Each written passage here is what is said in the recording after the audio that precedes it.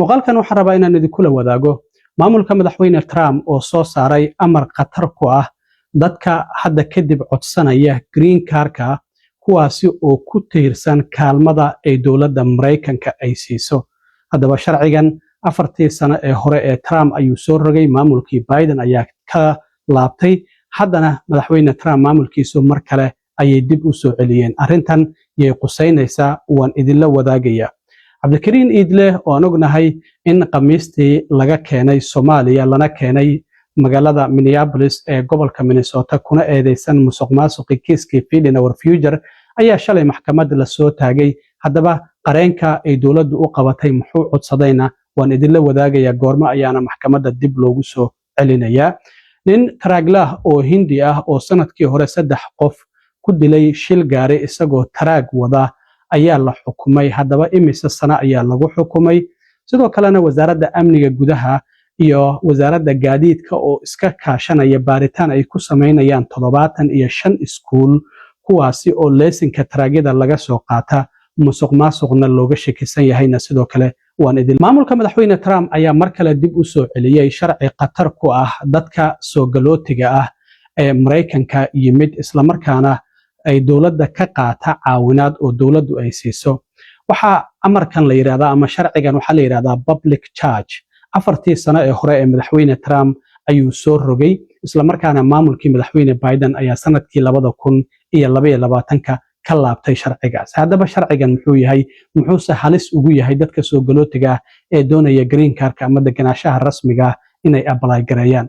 sharcigan waxa uu dhigayaa in green cardka loo diido dadka soo galootiga ah kuwaasi oo ku tiirsan kaalmooyinka ay dowladdu siiso. waxaana ka mid ah haddii qofku kaarka caafimaadka ee Medicaid-ka oo dowladdu ay bixiso uu qaato, haddii guriga dowladdu ay ka caawiso, iyo sidoo kalena haddii kaarka cuntada ee food stamp-ka uu qaato. marka sida sharciga ah qofku marka qaxooti ahaan wadankan lagu keeno, dowladdu waa inay lacag kaasha siisaa, isla markaana kaar cunto la siiyaa, kaar caafimaadna la siiyaa. qofkaasi 3 ilaa 1 sano ayuu qaadan karaa ilaa iyo cagihiisa uu isaga taagayo oo marka dambe isagu uu shaqaysanayo. laakiin hadda waxa arrintan sidoo kale ay qusaynaysaa dadka wadanka dibadiisa jooga oo doonaya xitaa visa ahaan in ay wadankan ku imaadaan.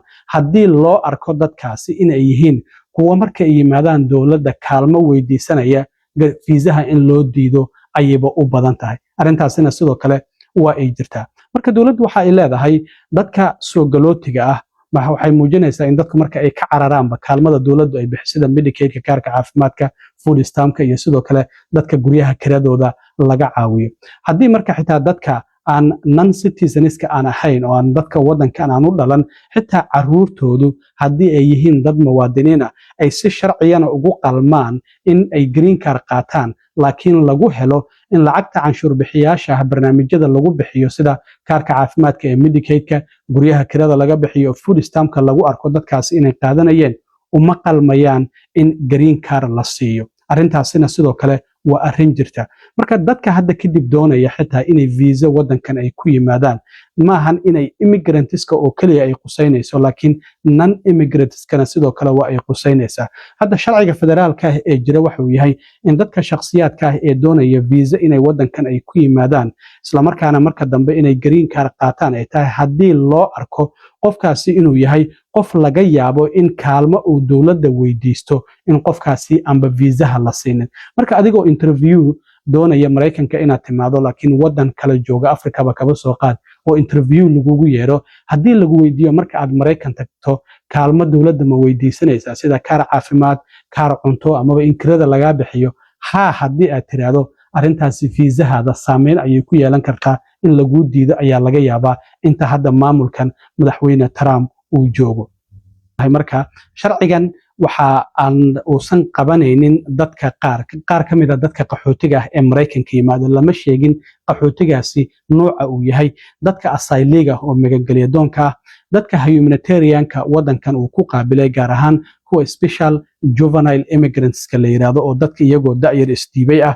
waxaa sidoo kale ka mid ah dadka trafficking oo iyagoo laga ganacsanaya ay dowladdu ay qabatay, dadka dambiyada dhibanayaal dambi qof ah, iyo sidoo kalena dadka iyagu haweenka dhibaatooyinka la soo kulmay ma qusaynayso. marka arrintaasina waa arrin muhiim ah. hadda kadib haddii aad green card xareysanayso oo lagugu arko inaad kaalmo dowladda aad ka qaadatay lacagta canshuur bixiyaasha Mareykanka lagu bixiyo sida Medicaidka, housingka iyo food stampka, arrintaasi saameyn ayay green cardkaada ay ku yeelanaysaa. haddaba dowladdu waxa ay tiri sanadkii 2025 dhammaadkiisii 588 oo qof ayaa green cardka apply gareysay. marka sharcigan cusub hadda waxa uu dhaqan gelayaa 60 maalmood gudahood. bisha 9aad ee soo socota September 18keeda ayuu dhaqan gelayaa. marka dadka sharcigan inta uusan dhaqan gelin ka hor apply gareeyay iyagana green cardkooda waxa dowladdu ay sheegtay in dib u eegis ay ku sameynayso iyaga nafsad ahaantooda. marka waxa 60 maalmood dowladda loo siiyayna waxay tahay in foomka qofku marka uu buuxiyo uu green cardka apply gareynayo oo I-485 ka la yiraahdo in dowladdu update ay ku sameyso ama isbedel ay ku sameyso. marka 60 maalmood gudahood ayaa sharcigan cusub uu dhaqan gelayaa oo public charge ka la yiraahdo oo green cardka lagugu diidi karo haddii dowladda caawinaad aad ka qaadato, sida haddii kaarka caafimaadka ee Medicaidka aad qaadato dowladdu ay bixiso, food stamp kaarka cuntada iyo housingka dhinaca guryaha kirada haddii ay dowladdu ay ka caawiso. marka arrintaasina waa arrin muhiim ah oo loo baahan yahay dadku in ay ogaadaan. dhinaca kale shalay waxaa idiin sheegay Cabdikariin Iidle in maxkamadda la soo taagay. waxaa laga soo qabtay dhammaadkii bishii hore magaalada Muqdisho. FBI-da iyo ciidamada sirdoonka ee Soomaaliya ayaa gacan ka geystay. ninkan waxaa la leeyahay waa gacantii koowaad ee haweeneydii Amy Back ee ururka Freedom of Future madaxda ka ahayd, iyadana bishii hore la xukumo 41 sano ka badan lagu xukumay. Cabdikariin markaa 31 dacwadood ayuu wajahayaa, in ka badan $5 milyan ayaa lagu eedeynaya. shalay markii maxkamadda la keenay dowladdu waxay u qabatay public defender, qof isaga difaaca maadaama qareen uusan qabsanin, waxaana qareenkiisa uu dalbaday in 2 toddobaad dib loogu dhigo oo maxkamadda waxaa dib loogu soo celin doonaa 31 isla bishan July oo aynu ku jirno. marka waxaa laga yaabaa intaasi wada xaajood qareenkiisa iyo isaga in laga dhaadhiciyo inuu dambigiisa qirto, markaas kadibna marka maxkamadda lagu soo celiyo 31 bishan July uu yiraahdo dambigayga waan qiranaya. waan arki doonaa sidoo kalena waxyaabaha ka soo kordha. dhinaca kale waxaa la xukumay nin Hindi ah oo magaciisa la yiraahdo Jashanpreet Singh oo 22 jir ah, waxaana lagu xukumay 4 sano iyo 8 bilood oo xabsi ah. ninkan waxa uu qirtay dambi ah in uu 3 qof ku dilay gaari taraag ah oo uu watay bishii October ee sanadkii 2025 wadada la yiraahdo 110 oo Ontario California ku taala, ma ahan Ontario de Canada.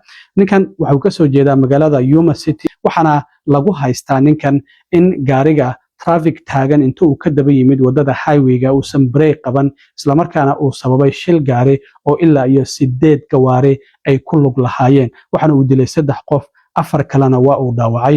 marka ninkan waxa markii dambigiisa uu qirtay kadib waliba uu sheegay lagu eedeeyay dayacad inuu geystay. ninkan waxaa laga baaray in wax daraagiisa ay jirkiisa ku jireen, laakiin wax daraagiisa ma aysan ku jirin. soo galooti sharci la'aan ayuu ahaa oo dhinaca xadka Mexico ka soo galay Mareykanka sanadkii 2022 sida wasaaradda amniga gudaha ay sheegtay.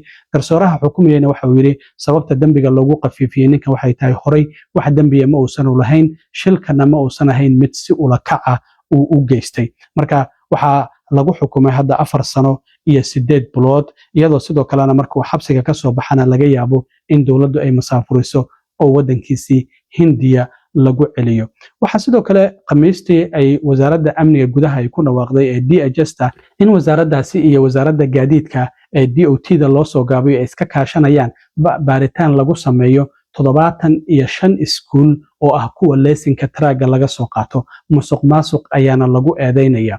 arrintan waxaa dib loo eegayaa iskuuladaasi inay raaceen wadadii sharciga ahaa ee qofku markuu green cardka qaadanayo waa in training fara badan uu maraa, because traaga barashadiisu dhowr qaybood oo kala duwan ayay leedahay. iskuulla waxaa jira si degdeg ah dadka leysinka ku siiya toddobaadyo gudahood. marka waxaa la baarayaa inay musuqmaasuq ay sameeyeen markii dad non domicile ah oo gobolka ay ka soo qaadanayaan aan deganayn ay leysinkaasi ay siinayeen. waxaa sidoo kale gacan ka geysanaya hay'adda federaalka iyaduna qaabilsan bedqabka wadooyinka oo Federal Motor Carrier Safety Administration ka la yiraahdo, iyaguna gacan ayay ka geysanayaan. goboladuna gacan ayay ka geysanayaan marka 75 iskuul magacyadooda lama sheegin oo guud ahaan gobolada Mareykanka ku yaala ayaa baaritaankan in musuqmaasuq ay sameeyeen marka leysinka laga qaadanayo oo dadka leysinka ka qaadanaya ay siinayeen ayaa baaritaan lagu sameyn doonaa labada wasaaradood ee wasaaradda amniga gudaha iyo wasaaradda gaadiidka ayaana arrintaasi iska kaashanaya waxaan ognahay ilaa iyo markii